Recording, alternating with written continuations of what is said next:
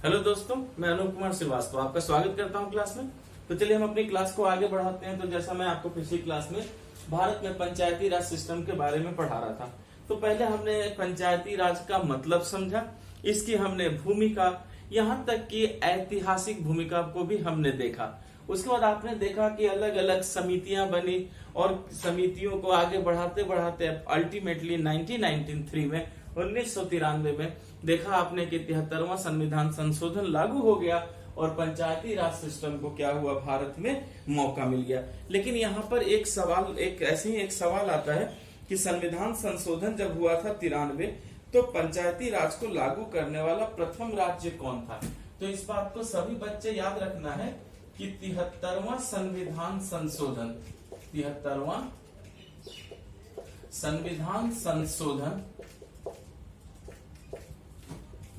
1993 में लागू हुआ। याद रखिएगा कब लागू हुआ, 1993 में। क्लियर है। तो 73वां संविधान संशोधन 1993 के बाद प्रथम राज्य जिसने पंचायती राज व्यवस्था को लागू किया। पंचायती राज व्यवस्था, क्लियर है। 73वां संविधान संशोधन 1993 के बाद प्रथम राज्य जिसने पंचायती राज व्यवस्था लागू किया, उसका नाम क्या था। तो सभी बच्चे याद रखेंगे, उसी का नाम था कर्नाटक राज्य। क्या नाम था वो, कर्नाटक राज्य। क्लियर है। तो याद रखना है आपको कि जब संविधान संशोधन हुआ और उसके बाद जो पहला राज्य था जिसने पंचायती राज सिस्टम को अपने यहाँ लागू किया, वो राज्य था बच्चे, उस राज्य का क्या नाम था, उसका नाम था कर्नाटक। क्लियर हो चुका। तो वो कर्नाटक राज्य था जिसने सबसे पहले क्या किया, संशोधन के बाद पंचायती राज व्यवस्था को लागू किया। चलिए ये चीज क्लियर किया। अच्छा बच्चे, मैं आपको एक इम्पोर्टेंट बात बता दूं, जैसे नागालैंड, मिजोरम, मेघालय। तो एक इम्पोर्टेंट बात आप लोग सभी बच्चे याद रखिए, नागालैंड, मिजोरम, मेघालय एवं दिल्ली में पंचायती राज व्यवस्था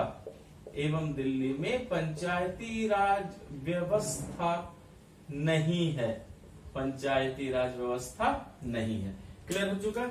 ये याद रखेंगे, ये बहुत इंपॉर्टेंट बात मैं आपको बता रहा हूं बच्चे कि नागालैंड, मिजोरम, मेघालय और दिल्ली, इन चार जगह अगर आप देखेंगे तो यहाँ पंचायती राज व्यवस्था नहीं है। चलिए यहाँ तक हमने पूरी बात को अच्छे से समझ लिया। अब बच्चे हम इसके बाद आगे बढ़ते हैं और देखते हैं कि पंचायती व्यवस्था से संबंधित क्या क्या प्रावधान है जो आपके लिए बहुत ही क्या है, महत्वपूर्ण है। क्लियर है। चलिए सभी बच्चे हम समझना शुरू करते हैं पंचायती राज व्यवस्था से संबंधित प्रावधान। अब एक एक प्रावधान को समझते हैं। चलिए, पंचायती राज व्यवस्था से संबंधित प्रावधान। ये प्रावधान कब है, जब 73वां संविधान संशोधन के बाद पंचायती राज व्यवस्था संवैधानिक रूप से लागू हुआ।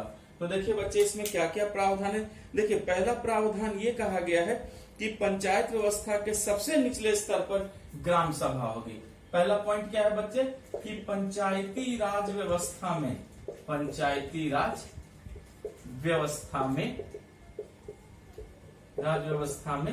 सबसे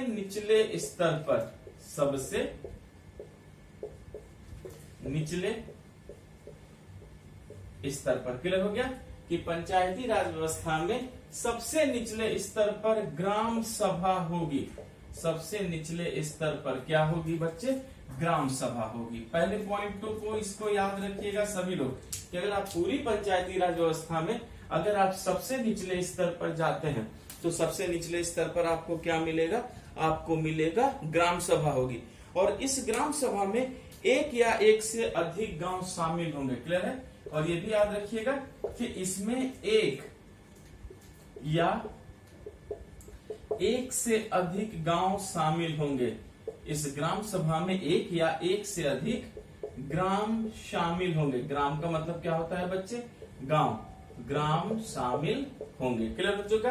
तो हमने देख लिया कि पंचायती राज व्यवस्था में सबसे निचले स्तर पर क्या है, तो हमने देखा कि सबसे निचले स्तर पर ग्राम सभा है। और इस ग्राम सभा में हम देखते हैं कि इस ग्राम सभा में एक या एक से अधिक क्या हो सकता है, गांव हो सकता है। क्लियर है? अच्छा, और ग्राम सभा की शक्तियों के संबंध में राज्य विधानमंडल द्वारा कानून बनाया जाएगा। फिर इस बात को भी याद रखना है बच्चे कि ग्राम सभा की शक्तियों के संबंध में, ग्राम सभा की शक्तियों के संबंध में, आराम से समझिए, कोई परेशानी नहीं होगी। ग्राम सभा की शक्तियों के संबंध में राज्य विधानमंडल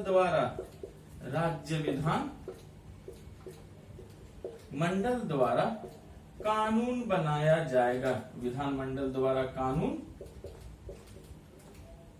बनाया जाएगा। क्लियर हो चुका? तब हमने देखा कि पंचायती राज व्यवस्था में सबसे निचले स्तर पर ग्राम सभा होगी। इसमें एक या एक से अधिक ग्राम शामिल होंगे और ग्राम सभा की शक्तियों के संबंध में कानून बनाने का अधिकार किसे मिला है? वो है राज्य विधानमंडल को। राज्य विधानमंडल ही क्या करेगा बच्चे? ग्राम सभा के संबंध में क्या बनाएगा? कानून बनाएगा। यहाँ आपको पूरी बात समझ में आ चुकी है? ठीक है, चलिए फिर याद रखिएगा अगला प्रावधान क्या है कि जिन राज्यों की जनसंख्या 20 लाख से कम है। देखिए अगला प्रावधान क्या है बच्चे कि जिन राज्यों की जनसंख्या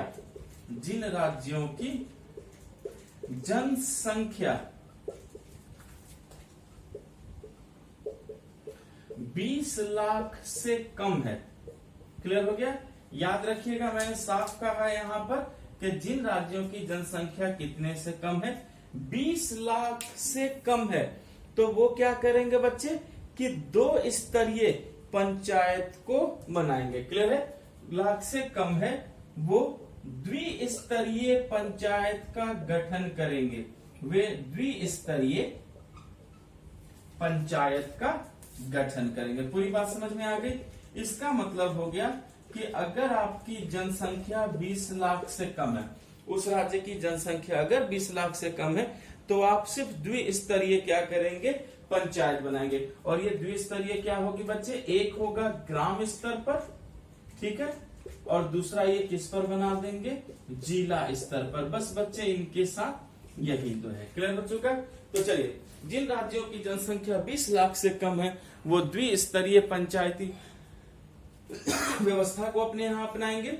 एक ग्राम स्तर पर बनाएंगे और दूसरा किस स्तर पे बनाएंगे? वो जिले के स्तर पे बनाएंगे। क्लियर हो गया? लेकिन अगर मान लीजिए कि जनसंख्या 20 लाख से अधिक होगा, अगर अधिक है तो फिर आप क्या कीजिए? 3 स्तरीय बनाइए। ग्राम स्तर पे बनाइए, ब्लॉक स्तर पे बनाइए और फिर किस पे बनाइए? जिले स्तर पे बनाइए। यहाँ आपको पूरी बात समझ में आ चुकी है? ठीक है, चलिए मिटाऊं मैं इसे, फिर हम अगले प्रावधान को देखते हैं। देखिए यहाँ सारी प्रावधान हम अपने आप कवर कर लेंगे ताकि हम जैसे जैसे आगे बढ़े हमारी एक एक चीज क्लियर हो, हमें किसी तरीके की कोई परेशानी नहीं हो।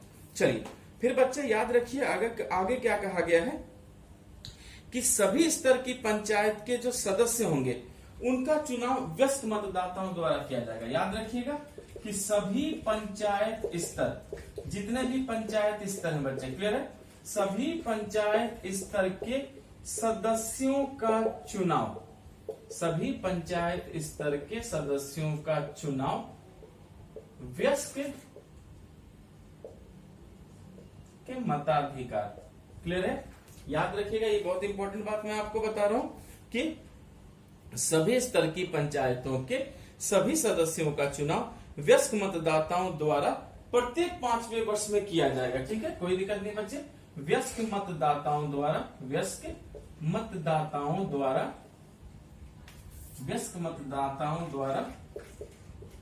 प्रत्येक 5वें वर्ष किया जाएगा। प्रत्येक 5वें वर्ष में किया जाएगा। क्लियर हो चुका? तो याद रखना है कि इनका चुनाव कब हो रहा है? तो इनका चुनाव बच्चे प्रत्येक 5वें वर्ष में हो रहा है। और कौन चुन रहे हैं? व्यस्क मतदाताओं द्वारा, चाहे वो कोई भी पंचायत स्तर हो।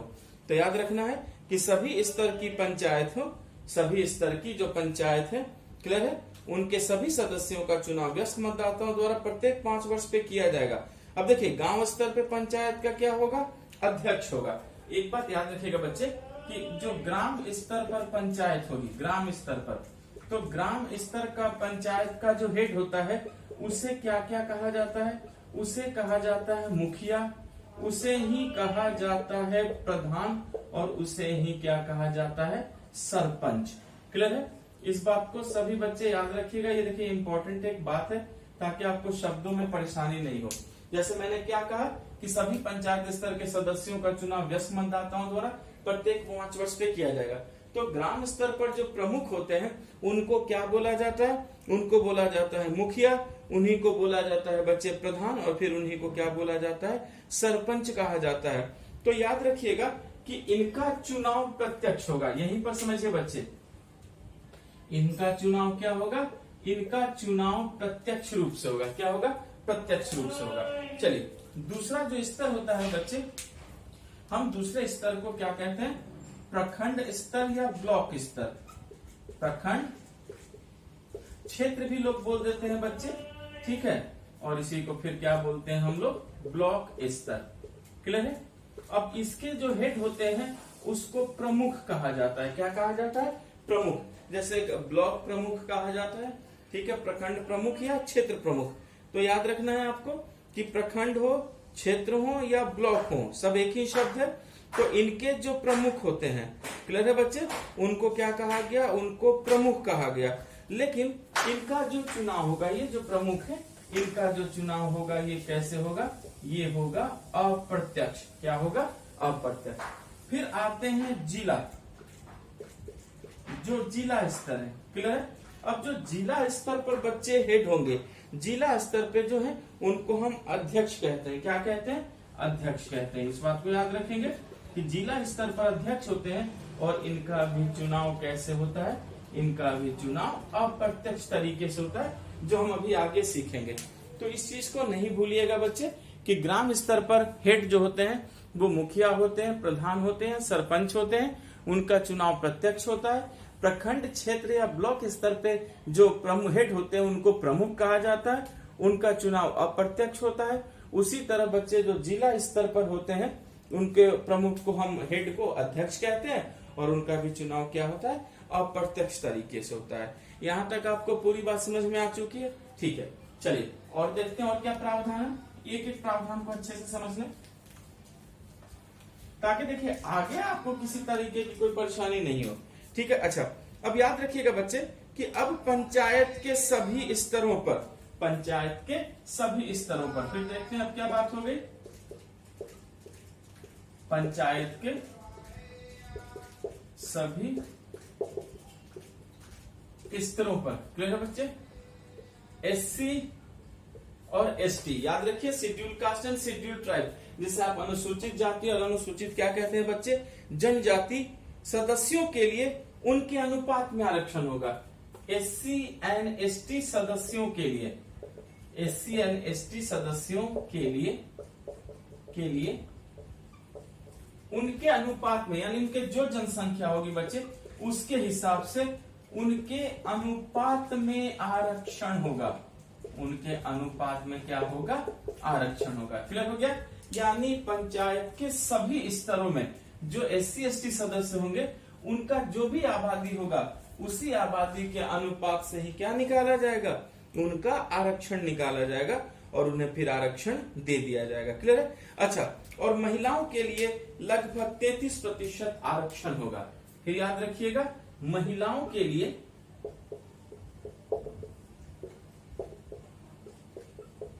लगभग 33%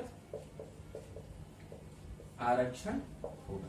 देखिए बच्चे ये यूनिवर्सल है, अलग अलग राज्यों में अलग अलग प्रावधान भी है, लेकिन ऐसा याद रखिएगा कि महिलाओं के लिए लगभग कितना प्रतिशत आरक्षण होगा, तो महिलाओं के लिए लगभग 33% क्या होगा, आरक्षण होगा। क्लियर है? अच्छा, अब आते हैं सभी स्तरों की पंचायत के कार्यकाल में। याद रखना है आपको कि सभी स्तरों के पंचायत का कार्यकाल, सभी स्तरों के पंचायत का कार्यकाल 5 वर्ष का होगा।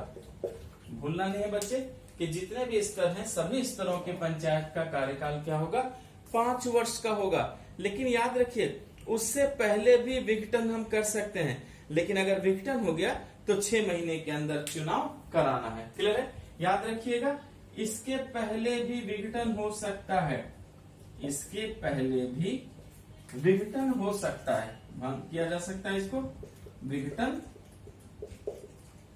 हो सकता है, किंतु 6 माह के अंदर, याद रखना है बच्चे, किंतु 6 माह के अंदर चुनाव कराना होगा। क्लियर है? यानी सभी स्तरों के पंचायत का कार्यकाल क्या है, 5 वर्ष का है, लेकिन आप इसको पहले भी विघटन कर सकते हैं। अगर विघटन कर दिया तो फिर आपको 6 माह के अंदर क्या कराना होगा, चुनाव कराना ही होगा बच्चे, क्योंकि चुनाव तो वैसे भी महत्वपूर्ण है। क्लियर है? ठीक। अच्छा, फिर याद रखना है कि पंचायत को कौन सी शक्ति दी जाए, ये सब संविधान की 11वीं अनुसूची में है। याद रखना है, पहले मैं ये मिटा दूं ताकि हम पूरी बात को अच्छे से समझ पाए।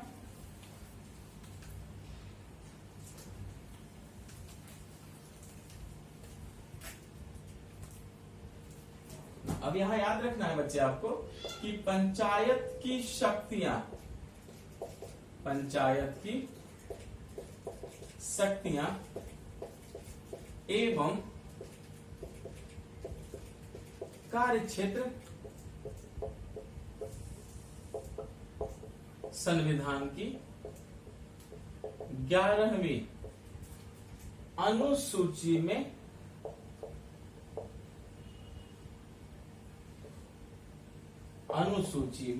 है। क्लियर है?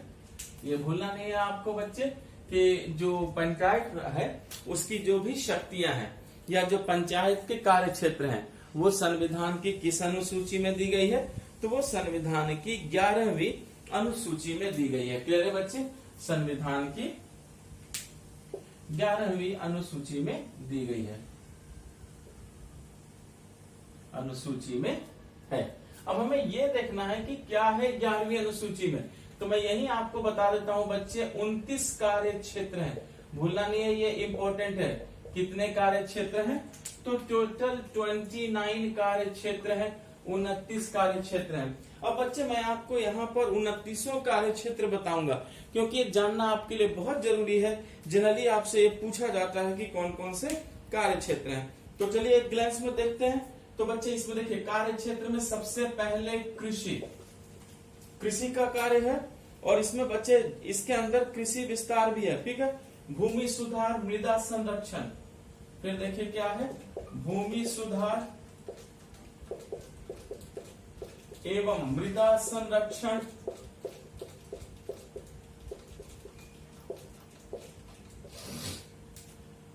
कृषि, भूमि सुधार, मृदा संरक्षण, फिर लघु सिंचाई, जल प्रबंधन।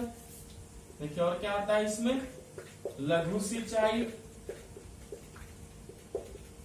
जल प्रबंधन, यानी बच्चे माइक्रो इरिगेशन भी है, वाटर मैनेजमेंट भी है, जल का प्रबंधन भी कीजिए और जल आच्छादन का विकास कीजिए। जल आच्छादन विकास, आच्छादन का मतलब है घिरा हुआ। क्लियर है? यानी जल आच्छादन विकास, यानी जल से घिरे हुए जगहों का क्या कीजिए, विकास कीजिए कि सूखा न पड़े। तो लघु सिंचाई, जल प्रबंधन, जल आच्छादन, फिर पशुपालन, दुग्ध उद्योग, कुक्कुट पालन। फिर देखिए बच्चे, पशुपालन, दुग्ध उद्योग, कुक्कुट पालन,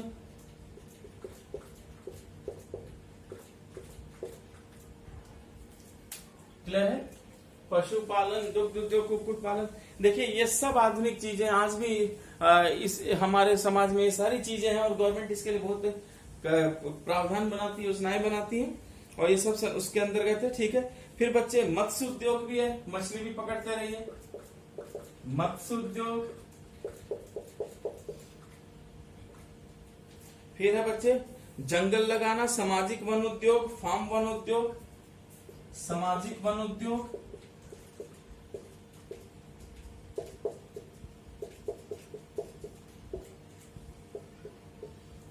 फार्म वन उद्योग,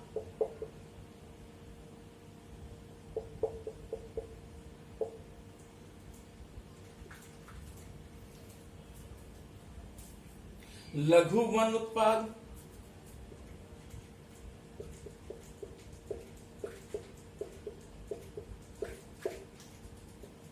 देख सकते हैं बच्चे, ये सारी ग्रामीण स्तर पर ये बहुत ही महत्वपूर्ण सारी चीजें हैं। क्लियर है? लघु उद्योग, लघु उद्योग, खाद्य प्रसंस्करण उद्योग,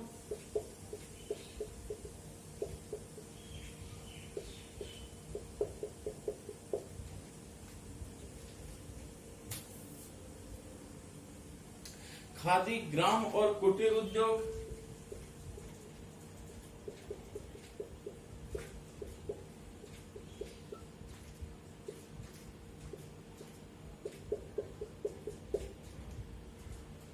देख सकते हैं सारी ग्रामीण चीजें आ रही है आपके सामने। बच्चे, ग्रामीण आवास, पेयजल, ईंधन और चारा, ग्रामीण आवास,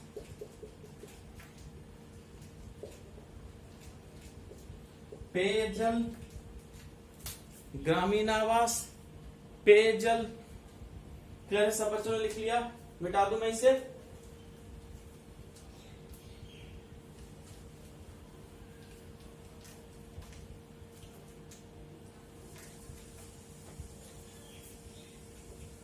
ईंधन, चारा, सब इसी में आता है बच्चे। ठीक है? सड़क, पुलिया, पुल,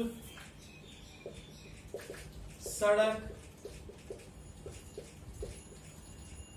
पुलिया, पुल, सड़क, पुलिया, पुल, नौघाट, जल मार्ग, नौघाट, जल मार्ग, संचार, ग्रामीण विद्युतीकरण,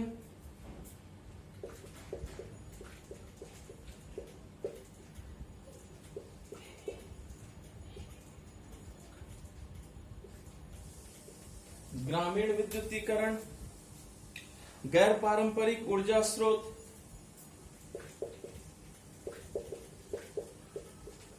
गैर पारंपरिक ऊर्जा स्रोत,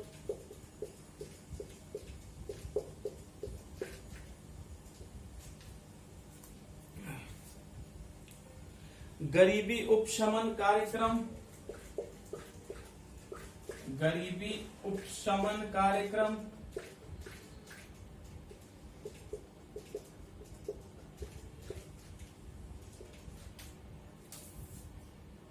शिक्षा, तकनीकी प्रशिक्षण, व्यावसायिक शिक्षा, शिक्षा, तकनीकी प्रशिक्षण, व्यावसायिक शिक्षा,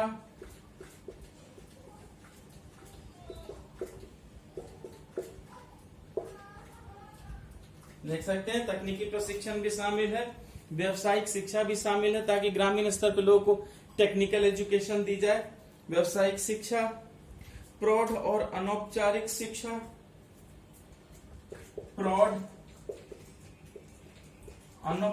प्रौढ़ शिक्षा,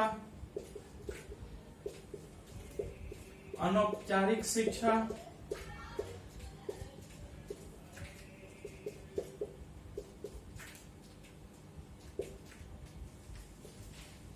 प्रौढ़ अनौपचारिक शिक्षा,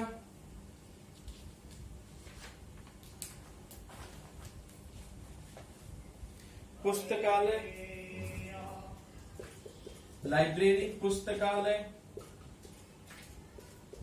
सांस्कृतिक क्रियाकलाप,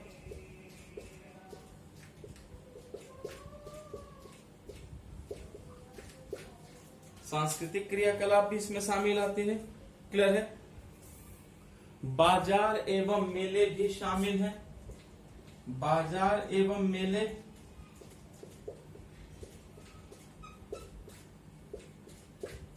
लिख लिया आप सभी बच्चों ने? देखिए सारी इंपॉर्टेंट चीजें हैं, आपको एस्से में भी आप यूज कर